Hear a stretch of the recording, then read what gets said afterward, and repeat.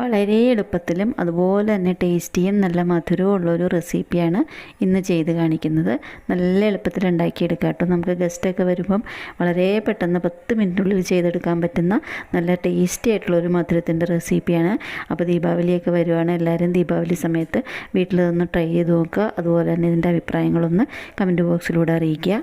അപ്പം നമുക്ക് ഈ റെസിപ്പിയുടെ വീഡിയോയിലേക്ക് പോവാം. അതിനായിട്ട് ഞാനിപ്പോൾ ഇവിടെ 1 കപ്പ് അരിപ്പൊടി എടുത്തിട്ടുണ്ട്. ഇത് സോഫ്റ്റ് അരിപ്പൊടിയാണ്. നമ്മൾ ഇടിയപ്പത്തിനും അപ്പത്തിനും എല്ലാം ഉപയോഗിക്കുന്ന നല്ല വറുത്ത് നല്ല സോഫ്റ്റ് ആയിട്ടുള്ള അരിപ്പൊടിയാണ്. ഇതിപ്പോൾ വറുത്ത അരിപ്പൊടിയാണ് കേട്ടോ. നമുക്ക് വറുക്കാത്ത അരിപ്പൊടിയും ഉപയോഗിക്കാം. എന്തായാലും വറുത്ത അരിപ്പൊടിയാണെങ്കിലും വറുക്കാത്ത അരിപ്പൊടിയാണെന്നുണ്ടെങ്കിലും ഞാനിപ്പോൾ ഇത് ഇവിടെ നേരത്തെ ഒരു പാൻ ചൂടാകാൻ വെച്ചിട്ടുണ്ടായിരുന്നു. അപ്പോൾ അതിലേക്ക് ഇട്ട് കൊടുക്കാൻ പോവുകയാണ്. അപ്പോൾ ഈ പാനിലിട്ടിട്ട് നമുക്കിതൊന്ന് ചൂടാക്കി എടുക്കണം. അപ്പോൾ ഒരു മീഡിയം ഫ്ലെയിമിൽ വെച്ചിട്ട് ഇതൊന്ന് ചെറുതായിട്ടൊന്ന് ചൂടാക്കിയെടുക്കുക. അരിപ്പൊടി എല്ലായിടത്തും ചൂടാകാൻ പാകത്തിന് നമ്മളിതൊന്ന് ചെറുതായിട്ടൊന്ന് ചൂടാക്കി കൊടുക്കണം. എല്ലായിടത്തും അരിപ്പൊടി ശരിക്കും ചൂടായി ചെറുതായിട്ടൊന്ന് കളർ മാറി തുടങ്ങുന്ന സമയം വരേക്ക് ഇതൊന്ന് വാട്ടി കൊടുക്കണം. നല്ല സോഫ്റ്റ് ആയിട്ടുള്ള അരിപ്പൊടി തന്നെ ഉപയോഗിക്കണം കേട്ടോ. നമ്മൾ തരിതരിപ്പുള്ള അരിപ്പൊടി എടുക്കരുത്. നല്ല സോഫ്റ്റ് ആയിട്ടുള്ള അരിപ്പൊടി തന്നെ ഉപയോഗിക്കുക. അപ്പോഴാണ് ഇതിന് നല്ല കൂടുതൽ ടേസ്റ്റ് ഉണ്ടാകുന്നത്. നമ്മൾ വിചാരിക്കുന്ന പോലെയുള്ള ആ ടെക്സ്ചറിൽ അതുപോലെ തന്നെ കിട്ടുള്ളൂ. അപ്പോൾ അത് അരിപ്പൊടി ചെറുതായിട്ട് ഇങ്ങനെ നല്ലപോലെ ചൂടായി വന്നിട്ടുണ്ട്. അരിപ്പൊടി ചൂടായി വരുമ്പം ചെറുതായിട്ടൊരു മണം വരും. അപ്പോൾ അതുപോലെയുള്ള നല്ലൊരു വാസന വന്നു തുടങ്ങിയിട്ടുണ്ട്.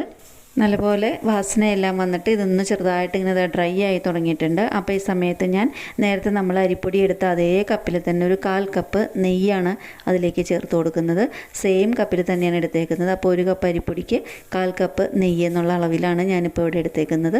അപ്പോൾ അതിന് ശേഷം ആ നെയ്യോടെ ചേർത്തിട്ട് ഇത് ശരിക്കും ഒന്ന് മിക്സ് ചെയ്തെടുക്കുക. ചെറുതായിട്ട് അങ്ങനെ നല്ലപോലെ ഒന്ന് ചൂടാക്കി ചെറുതായിട്ട് ഇങ്ങനെ ചൂടാക്കി എല്ലായിടത്തും നെയ്യും അരിപ്പൊടിയും ശരിക്കും നല്ലപോലെ മിക്സ് ആകുന്നവരേക്ക് ഇതൊന്ന് മിക്സ് ചെയ്ത് കൊടുക്കുക. ശരിക്കും മിക്സായി കഴിയുമ്പം നമുക്കിത് ഇവിടെ ഒന്ന് നീക്കി വയ്ക്കാം കേട്ടോ. ചെറുതായിട്ടൊന്ന് ചൂടാറി കിട്ടണം. അതിനായിട്ട് ഇപ്പോൾ ഇവിടെ നീക്കി വയ്ക്കാം. അപ്പോൾ ഞാൻ അതിന് ശേഷം വേറൊരു പാൻ വെച്ച് കൊടുത്തിട്ടുണ്ട്. അതിലേക്ക് ഒരു ഡ്രോപ്പ് നെയ്യാണ് ഒഴിച്ചു കൊടുത്തേക്കുന്നത്. പിന്നെ നമ്മൾ നേരത്തെ എടുത്ത അതേ സെയിം കപ്പിൽ തന്നെ 1/2 കപ്പ് പഞ്ചസാര എടുത്തിട്ടുണ്ട്. അത് നമ്മൾ ആ നെയ്യിലേക്ക് ചേർത്ത് കൊടുക്കുന്നുണ്ട്. അതുപോലെ തന്നെ അതിൻ്റെ കൂടെ അതേ സെയിം കപ്പിൽ തന്നെ 1 കപ്പ് തേങ്ങ തിരുമിയതും ചേർത്ത് കൊടുക്കുന്നുണ്ട്. അതിന് ശേഷം നമ്മൾ ഈ പഞ്ചസാരയെല്ലാം ശരിക്കും ഒന്ന് മെൽറ്റായി തേങ്ങയെല്ലാം ശരിക്കും ഒന്ന് ചൂടായി അതിൻ്റെ പച്ചമണം പച്ചച്ചുവയെല്ലാം പോകുന്നവരേക്ക് ശരിക്കും ഒന്ന് ഡ്രൈ ആയി കിട്ടാൻ പാകത്തിന് അത്ര വരേക്കും ഒന്ന് മിക്സ് ചെയ്ത് കൊടുക്കണം. തേങ്ങയിലെ വെള്ളമയം എല്ലാം ശരിക്കും മാറി കിട്ടാൻ പാകത്തിന് അത്ര വരേക്ക് ഇതൊന്ന് മിക്സ് ചെയ്യണം കേട്ടോ. അപ്പോഴേക്കും പഞ്ചസാരയെല്ലാം ശരിക്കും ഒന്ന് മെൽറ്റായി തേങ്ങ ശരിക്കും ഒന്ന് ഡ്രൈ ആയി കിട്ടും. ഇപ്പോൾ ഇതാ ശരിക്കും പറഞ്ഞ പാകത്തിനുള്ള അളവിൽ ആയി കിട്ടിയിട്ടുണ്ട്.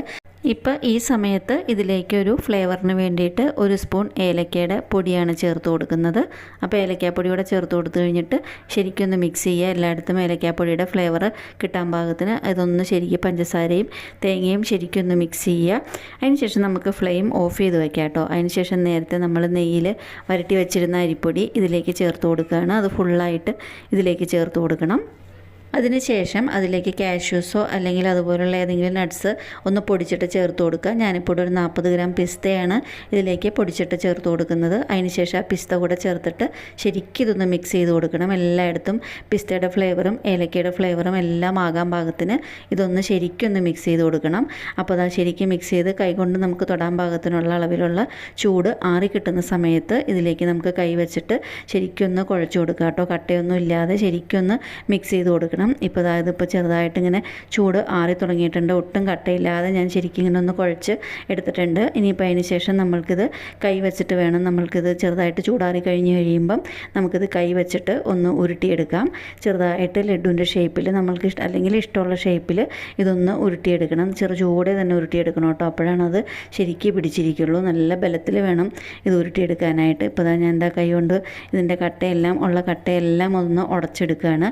കൈ വെച്ചിട്ട് ഇതൊന്ന് ഉടച്ചെടുത്ത് കഴിഞ്ഞതിന് ശേഷം വേണം നമ്മൾക്കിത് ഇഷ്ടമുള്ള ഷേപ്പിൽ ഉരുട്ടിയെടുക്കാം. ഇപ്പോൾ ഞാൻ ഇപ്പോൾ ഒരു ലഡുവിൻ്റെ സാമാന്യം വലിപ്പത്തിലുള്ള ഒരു ലഡുവിൻ്റെ ഷേപ്പിലാണ് ഉരുട്ടിയെടുക്കുന്നത്. നല്ലപോലെ ടൈറ്റായിട്ട് ഉരുട്ടിയെടുക്കണം. അല്ലാന്നുണ്ടെങ്കിൽ അത് പൊട്ടിപ്പോവും. ഇപ്പോൾ അതുപോലെ ഇങ്ങനെ കൈ വെച്ചിട്ട് നല്ല ടൈറ്റായിട്ട് വേണം ഉരുട്ടിയെടുക്കാനായിട്ട്. നല്ല ബലത്തിൽ ഉരുട്ടിയെടുക്കുക. അപ്പോൾ നമുക്ക് ഡെക്കറേഷന് വേണ്ടിയിട്ട് ഏതെങ്കിലും ഒരു പിസ്തയുടെ ഏതെങ്കിലും ഒരു പീസ് വെച്ചിട്ട് അങ്ങനെയും ഉരുട്ടിയെടുക്കാം. ഇപ്പോൾ ഞാൻ നല്ല ഷേപ്പിൽ ഇവിടെ ഇങ്ങനെ ഉരുട്ടിയെടുത്തിട്ടുണ്ട്. ഇനിയിപ്പോൾ ഞാനിപ്പോൾ ഇത് ഫുള്ള് ഇതുപോലെ ഇങ്ങനെ ഇവിടെ ഉരുട്ടിയെടുത്ത് കഴിഞ്ഞതിന് ശേഷം കാണിച്ചു തരാം കേട്ടോ. എല്ലാം ഒരേ ഷേപ്പിലും ഒരേപോലെയുള്ള അളവിലും ഉരുട്ടിയെടുക്കുക. അപ്പോൾ നല്ല ഭംഗിയുണ്ടാവും കാണാനായിട്ട്. ഇത്രയേ ഉള്ളൂ കേട്ടോ എൻ്റെ റെസിപ്പി. ഇതാ ഞാൻ ഒരു പിസ്തയുടെ ഒരു പീസ് കൂടെ വെച്ചിട്ട് നല്ല ഭംഗിക്ക് വേണ്ടിയിട്ട് ഇതുപോലെ ഇങ്ങനെ ഉരുട്ടിയെടുത്തിട്ടുണ്ട്. നല്ല ടൈറ്റായിട്ട് ബലത്തിൽ ഉരുട്ടിയെടുക്കണം. ഇതാ ഇതുപോലെ ഇങ്ങനെ ഉരുട്ടിയെടുത്തിട്ടുണ്ട്. അപ്പോൾ ഇത്രയേ ഉള്ളൂ കേട്ടോ ഇതിൻ്റെ റെസിപ്പി. നല്ല എളുപ്പമാണ് ഉണ്ടാക്കിയെടുക്കാനായിട്ട്. അതുപോലെ തന്നെ നല്ല ടേസ്റ്റുമാണ് കഴിക്കാനായിട്ട്. ഞാൻ നേരത്തെ പറഞ്ഞ പോലെ തന്നെ നമ്മൾക്ക് 5 മിനിറ്റിനുള്ളിൽ തയ്യാറാക്കിയെടുക്കാൻ പറ്റുന്ന നല്ല ടേസ്റ്റി ആയിട്ടുള്ളൊരു മധുരമാണിത്. അപ്പം നല്ല പെട്ടെന്ന് ഉണ്ടാക്കിയെടുക്കാൻ പറ്റുന്ന നല്ല ടേസ്റ്റി ആയിട്ടുള്ളൊരു മധുരം എല്ലാവർക്കും ഇഷ്ടപ്പെട്ടു എന്ന് കരുതുന്നു. അപ്പം നിങ്ങൾക്ക് ഇഷ്ടപ്പെട്ടു എന്നുണ്ടെങ്കിൽ ഇതുപോലെ ഒന്ന് ഉണ്ടാക്കി നോക്കിയിട്ട് അഭിപ്രായങ്ങൾ അറിയിക്കുക. അപ്പോൾ ഈ വരുന്ന ദീപാവലിക്ക് നമുക്കുണ്ടാക്കാൻ പറ്റുന്ന പെട്ടെന്ന് ഉണ്ടാക്കിയെടുക്കാൻ പറ്റുന്ന നല്ല ടേസ്റ്റി ആയിട്ടുള്ളൊരു മധുര പലഹാരമാണ് കേട്ടോ ഇത്. അപ്പോൾ ഈ വീഡിയോ കണ്ടുകൊണ്ടിരിക്കുന്നതിനിടയിൽ നിങ്ങൾക്ക് ഈ റെസിപ്പി ഇഷ്ടപ്പെട്ടാൽ, അതുപോലെ തന്നെ നിങ്ങൾ ഉണ്ടാക്കി നോക്കിയിട്ട് നിങ്ങൾക്ക് ഇഷ്ടപ്പെട്ടാൽ നിങ്ങൾ നിങ്ങളുടെ ഫ്രണ്ട്സിനും റിലേറ്റീവ്സിനും ഒക്കെ ഒന്ന് ഷെയർ ചെയ്ത് കൊടുക്കുക. അതുപോലെ തന്നെ എൻ്റെ റെസിപ്പി ആദ്യമായിട്ട് കാണുന്നവരുണ്ടെന്നുണ്ടെങ്കിൽ എൻ്റെ ചാനലൊന്ന് സബ്സ്ക്രൈബ് ചെയ്ത് സപ്പോർട്ട് ചെയ്യുക. അടുത്തുള്ള ബെല്ലൈക്കൺ പ്രസ് ചെയ്ത് ഓൾ എന്നുള്ള ഓപ്ഷൻ ക്ലിക്ക് ചെയ്താൽ ഞാനിതുപോലെ വീഡിയോസ് ഇടുമ്പം അപ്പോൾ തന്നെ നിങ്ങൾക്ക് അതിൻ്റെ നോട്ടിഫിക്കേഷൻ വരുന്നതായിരിക്കും. അപ്പോൾ വീണ്ടും എന്നും പറയുന്ന പോലെ ഈസി ആയിട്ടും ടേസ്റ്റി ആയിട്ടും വെറൈറ്റി ആയിട്ടുള്ള വേറൊരു റെസിപ്പി ആയിട്ട് ഉടനെ കാണുന്നവരേക്കും താങ്ക് യു.